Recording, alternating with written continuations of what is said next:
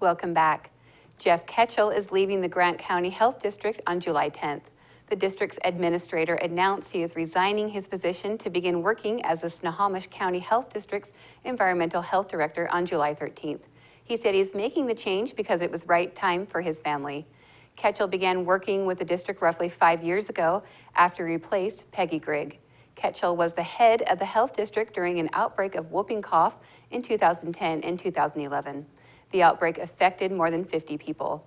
Ketchel is recommending Teresa Atkinson, district's public information officer, as his interim replacement. The district's board is expected to vote on it at its July 8th meeting. A ceremony was held Wednesday morning at the future site of Granco Federal Credit Union in Moses Lake. Reporter Jeff Chu was there for the groundbreaking and has the story. Ephrata-based Granco Federal Credit Union representatives symbolically broke ground Wednesday on a 3,600 square foot branch office in Moses Lake. Granco Board President Frank Temple welcomed more than 20 people at the ceremony on the credit union's property at the corner of Chestnut Street and Fifth Avenue. The site is near the Rite Aid store and Moses Lake Public Library. Temple said the Moses Lake Granco branch should be open by year's end. The building's designer, the Driftmeyer Architects of Redmond, said the building is smaller in design than the Ephrata office but should have the same look. Temple said there is room to expand the building, which will have up to 7 employees, some relocating from Ephrata to Moses Lake. Spokane-based Baker Construction and Development is expected to begin work on the site next week. Mayor Dick Dean welcomed Granco to Moses Lake. He recalled that the parking lot where the building will go up is the original site of the Moses Lake Rodeo. I'm Jeff Chu for iFIBER 1 News. Temperatures are expected to hit triple digits this weekend, and the Grant County Sheriff's Office is reminding people to be careful outside. Temperatures could reach 105 degrees by Saturday and 110 on Monday, according to iFIBER 1 News Weather Center. The Centers for Disease Control recommend the following tips to prevent heat-related illness. Stop all activity and get to a cool environment if you feel faint or weak. Wear loose, lightweight, and light-colored clothing. Limit outdoor activity, especially midday when temperatures are hottest.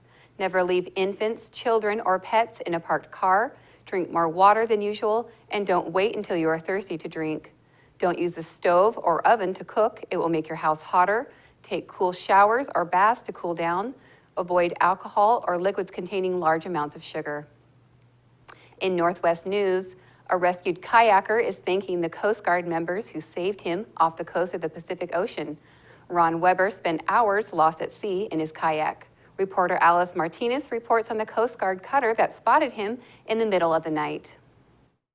I love you. I'll remember you guys for the rest of my life. Ron Weber sheds tears as he thanks the Coast Guard officers who saved his life. The first time they met was in the middle of the night, 9 miles out at sea south of Gaviota State Beach. The wind had blown me so far out that I knew I wasn't getting back. Weber went kayaking Friday morning. When he didn't return, his wife called for help.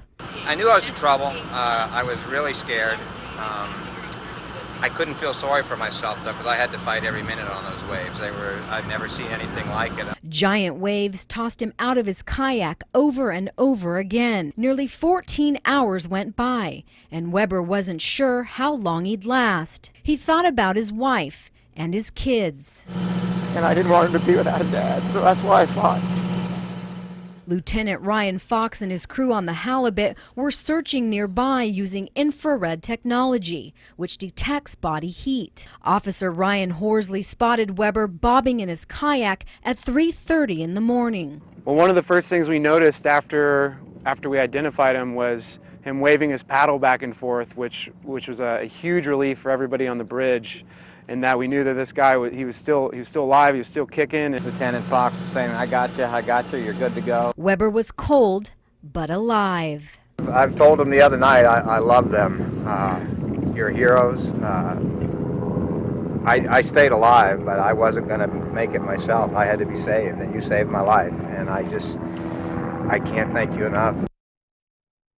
That's going to do it for us here at iFIBER 1 News. We want to thank you for watching, and we'll see you again tomorrow.